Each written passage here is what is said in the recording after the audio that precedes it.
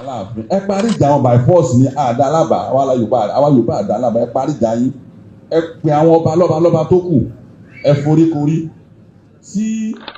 mo kí gbogbo ẹ̀yin ọ̀tọ̀kùlú ìlú, mo kí gbogbo ẹ̀yin olórí aládé o, kábíyèsí o, ikú bàbá yèyé Aláàfin ìlú Ọ̀yọ́, mo kí bàbá wa Onírìṣà, olórí aládé gbogbo, ọ̀rìn kílẹ̀ mì tìtìtìtì, mo kí yín o, gbogbo ẹ̀yin ọba wa káàkiri Olúgbọ́n, bàbá wa Ṣọ̀ún Ògbómọ̀ṣọ́ pápátá ni mo kí yín.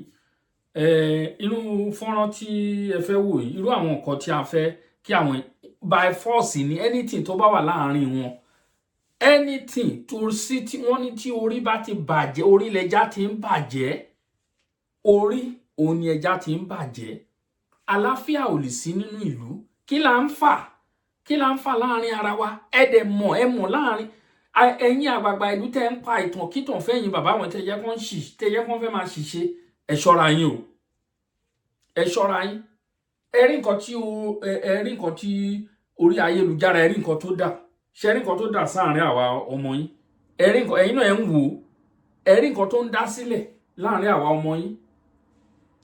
Ẹ rí àwọn ìtọ̀kítàn táwọn èèyàn pa nítorí inú bíbí tó ń bí wọn. Tí àlàáfíà bá wà, kò sí tí ẹnìkan bá jáde síta tó ń sọ̀rọ̀, ẹnu kan bá lẹ́fì bá wọn sọ̀rọ̀.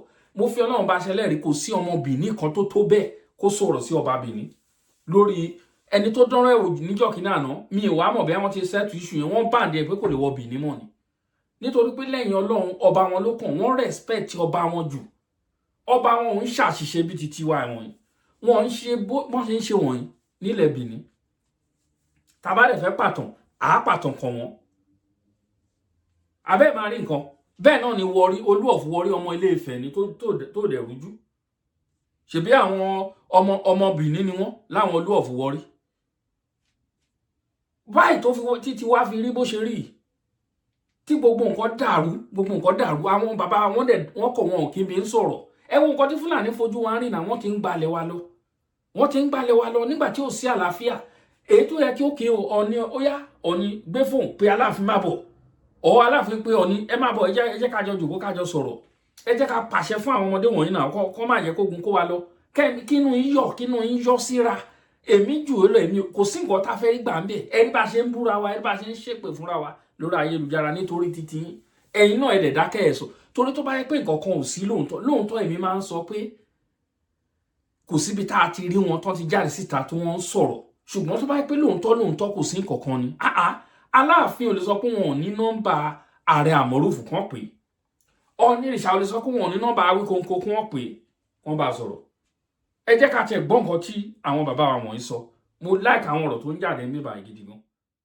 Parí ìjà wọn by force ní àdálábà àwa Yorùbá àdálábà ẹ parí ìjà yín ẹ pè àwọn ọba lọ́ba tó kù ẹ foríkorí sí political consciousness bá ń lọ. Fúlàní ò ní wà ìlú yìí o, but disintegration tó wà láàrin àti Ọọ̀ni àti òun ló fà á táwọn governors náà tó ṣe ń ríra wọn fi, òun ló fà á tó ṣe pé ní ìlú kọ̀ọ̀kan kíní kan Ọ̀yọ́ gómìnà kíní kan ṣèpàdé ní Èkó ṣèpàdé lé mọ́. While other key speakers echoed similar concerns, Comrade Adewale Adeyeye described the situation in Yoruba, Kogi and Ishekiri territories as a siege, citing rising incidents of killings and kidnappings. I speak with regret that 4 traditional rulers have been killed in Yoruba land.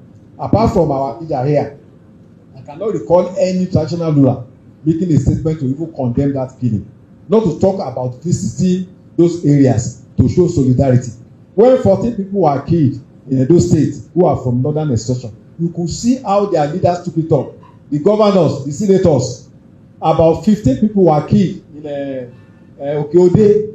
We have their pictures here. They were all of them our people. No single visit from traditional rulers, no single condemnation from any governor of the Southwest, no visit from any member of the National Assembly, except from our leader here. We cannot continue to watch this happen. The people must seize their destiny in their own hands. Just this morning, I heard that the DSS telling us that ISIS, support of terrorist group in the Maghreb, support of terrorist group in Somalia and in Nigeria, are planning to attack Ondo, are planning to attack Kogi, and are planning to attack Ekiti State. we have seen that the government is having the power because of internal saboteurs. So it means that we also need to rise up to defend our own interests. And I can tell you, they are also moving towards the Niger Delta. They are operating on the River Niger, which comes from Guinea and passes through 8 countries down to Niger State and then to Benin. So from there, they can pass through Niger Delta and target the oil companies in that area. So we have a very big challenge in our hands. So we cannot leave everything to the government. Just like the director of DSS said, that communities need to organize themselves and form the first line of resistance. Representative of the Sekiri people decried political marginalization of his group. Chief Motilewa from Kogi State highlighted growing fears of abductions and called for a unified security strategy across Yoruba-speaking areas. On behalf of the Iwere Nation, I want to state here that, again, we want to feel fulfilled today that we are here. And we want to believe that from today onward, that assertion that will have been neglected, we want to believe it has been corrected. And I assure you that that we have been doing before now, we will still continue to do. So that at the end, where we ought to be, we must, it's a must, we must be there.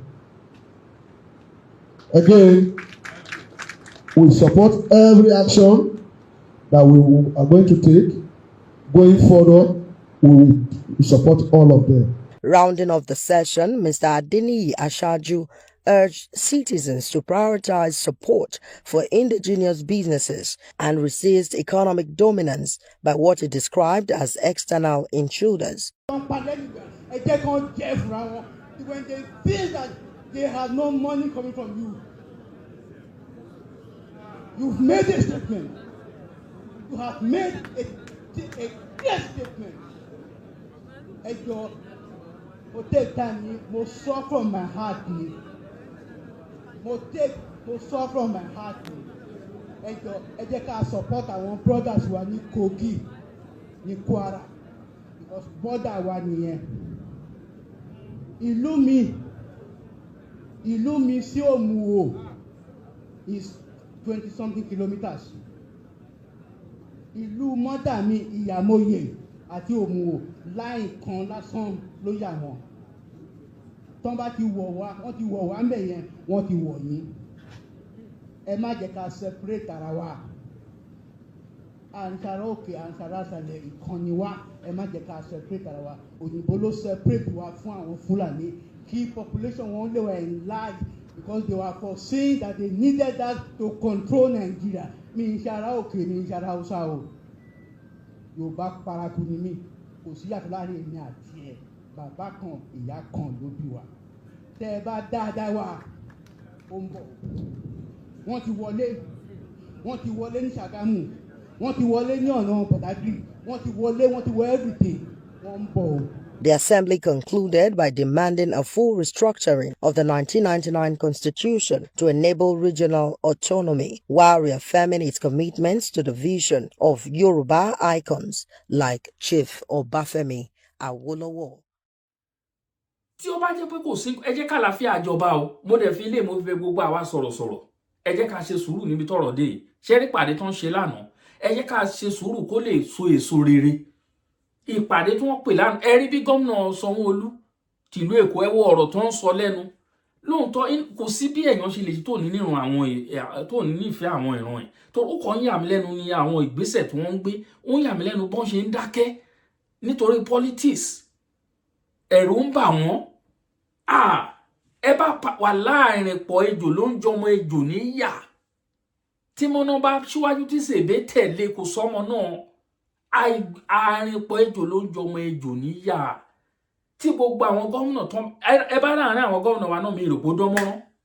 Ọ̀rọ̀ orí àwọn gómìnà àárín wọn ò dánmọ́rán, àárín àwọn ọba kò dánmọ́rán. Gbogbo first class ọba, Olú of Warri, ọba of Benin, ẹ máa gbọ́ o, Déjì Òsímọ̀wé of Ondo, Adó Èkìtì kí ni wọ́n ti ń porúkọ wọn mo ti gbàgbé orúkọ Èwé of Adó bẹ́ẹ̀ náà ni náà bàbá wa Olúgbọ́n Ọ̀nìrìṣà Olúbàdàn bàbá wa Ládọjà àti bẹ́ẹ̀ bẹ́ẹ̀ lọ ká máa kà wọ́n lọ gbogbo àwọn first class wọ̀nyẹn kò yẹ kó máa miss meeting wọn ní every month wọ́n máa rotate Ọ̀yọ́ là ń lọ lé ní o èní à ń lọ sí Àwùjalẹ̀ o èní à ń lọ sí kinní kan o wọ́n ti mọ déètì tó ń fẹ́ lọ wọ́n á dẹ̀ máa ṣe nǹkan tó bá yẹ kán ṣe Olúwo ń tiẹ̀ wọ́n yọ yẹn sọ́tọ̀ kì í ṣọba ilẹ̀ Yorùbá kò sí nǹkan tó kàn wá pẹ̀lú Olúwo kò sí nǹkan kan tolúwo ẹ jẹ́ ká gbá gbégbá tì ẹ gbọ́rọ̀ tó lọ ń sọ ní Saudi Arabia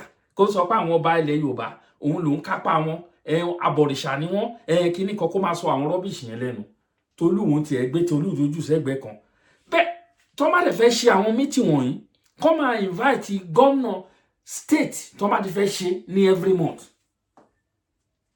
abani state tó bá sọnù ẹ̀ sí ní every month kó máa yin gómìnà state yẹn kó máa wá síbẹ̀ òun láwa lọ jábọ̀ láàrin meeting ti àwọn gómìnà alọjíṣẹ́ fún wọn ṣé bá a ṣe wá dákẹ́ lélẹ̀ ni tí Fúlàní á máa jẹ gàba lé wa lórí ilẹ̀ wa á wà dákẹ́ nígbà tí ṣe pé wọ́n kó wa ní ọpọlọlọ enough is enough enough is enough enough is enough ẹ̀yin bàbá wọn bíbẹ̀ lábẹ́ yín o ẹ̀yin kábíyèsí wọ̀nyí àtòrin yín fi tarararara àtòrin yín fi gbogbo ẹ̀rí bó ṣe rí everybody fi ń sọ̀rọ̀ tó ń sọ ní fi ṣe bínú ni o gbogbo ẹ̀yin tí àwọn èèyàn bá ti sọ̀rọ̀ sí ẹ má bínú ẹ̀yin bàbá wọ̀nyí ẹ jẹ́ kí inú yín lọlẹ̀ ọmọ ìyá kan ni wá ọmọ bàbá kan ni wá kí ló dé ibì kan ní gbogbo ẹ jẹ́ ká fi ìtàn sílẹ̀ ẹ má jẹ́ kó ń dà wá nítàn rú gbogbo wa ló yé wa mọ bí tá a ti jáde gbogbo wa náà imagine ká má lè máa ṣe meeting ká má lè máa ṣe ìpàdé lọ́balọ́ba ó jẹun tó bá ní nínú jẹ́ tó tẹ̀ ṣe ń gbọ́ sétí ẹ wo ẹ̀yin èèyàn wa Ààrẹ Àmọ̀rúfù ń sìn wọ́n ìṣe fídíò lánàá ṣáàná nàbí ìjẹta ẹ ti gbọ́ nǹkan tó ń sọ àwọn yẹn ló dá gbogbo wàhálà tó wà ńlẹ̀ ilẹ̀ mo ní Ààrẹ Àmọ̀rúfù àwọn ló dá àwọn wàhálà tó wà ńlẹ̀ ilẹ̀ àwọn ló bẹ̀rẹ̀ ìtàn kí Awíkonko kó tó bẹ̀rẹ̀ kóun náà tó gbé kó tó sọ dorin èmi ò support anybody mi ò bẹ́ẹ̀ ni bó ọ̀rọ̀ ṣe rí ni mo ṣe sọ yẹn kò ń ṣe Awíkonko ló bẹ̀rẹ̀ ń sọ̀tàn yẹn Awíkonko wá ń proof fún Àmọ̀rúfù ni pé òun mọ̀tọ̀ ju ẹ lọ àbádẹ̀ wo pé ọ̀rọ̀ dá ṣákáṣáká lẹ́nu Awíkonko kì í ṣe pé tẹnu ọ̀rọ̀ dá lẹ́nu ẹ̀ ṣáká ó dẹ̀ gbìyànjú níwọ̀nba ìtàn tó mọ̀ Ààrẹ Àmọ̀rúfù ẹ jẹ́ ká ṣe sùúrù o àgbàlagbà níyì o gẹ́gẹ́ bẹ́ẹ̀ ṣe sọ lẹ́yìn náà ẹni ẹjù Ọ̀ọ̀ni lọ ẹjù ọba Ọwọ́adé lọ lọ́jọ́ orí ṣùgbọ́n ipò ó ti sọ wọ́n di àgbà ẹ ṣe sùúrù o kí nǹkan táwọn wá kó tẹ̀ wá lọ́wọ́ Yorùbá nation ká agbára wa kúrò lóko ẹrú o àwọn bàbá wọn wá tẹ̀lé wa tipátipá ni o ibi tá a bá kọrí sínú wọn gbọ́dọ̀ lọ o à ń ṣèràn Fúlàní àjọra wa o à ń ṣèràn Fúlàní à ń ṣerú wọn o ẹ̀yin bàbá wọ̀nyí òdodo ọ̀rọ̀ là ń sọ o Olóyè Ìgbòho nìyẹn tó rí léwọ̀ Olóyè Ìgbòho ò rí léwọ̀ Olóyè Ìgbòho ó ti parara lọ́dọ̀ gbogbo yín káàkiri till now kò sí resort ṣé àwọn ọba bá gómìnà sọ̀rọ̀ tì ní ṣé gómìnà bá president sọ̀rọ̀ tì ní ẹ̀yin ọba wọn ṣe ẹ̀ lè bá Tinubu sọ̀rọ̀ lórí ọ̀rọ̀ arákùnrin yìí kí ló dé tí gbogbo ẹ̀rí bó ṣe rí ẹ wo bó ṣe rí lára mi ni o ẹni bínú o ẹ̀yin bàbá ẹ̀yin ìyá èmi ọmọ yín náà ni olólùfẹ́ yín Àkàlàmàgbò TV òdodo rà là ń sọ àlàáfíà là ń wá nílẹ̀ Yorùbá àfẹ́ wàhálà ogun abẹ́lé tá a kó jara wa in the history of this world ogun tí àwa Yorùbá kó jara wa òun ló ìpẹ́ jù 16 good year la fi ń bára wa jà 16 good year la fi ń bá ara wa jà ṣó make sense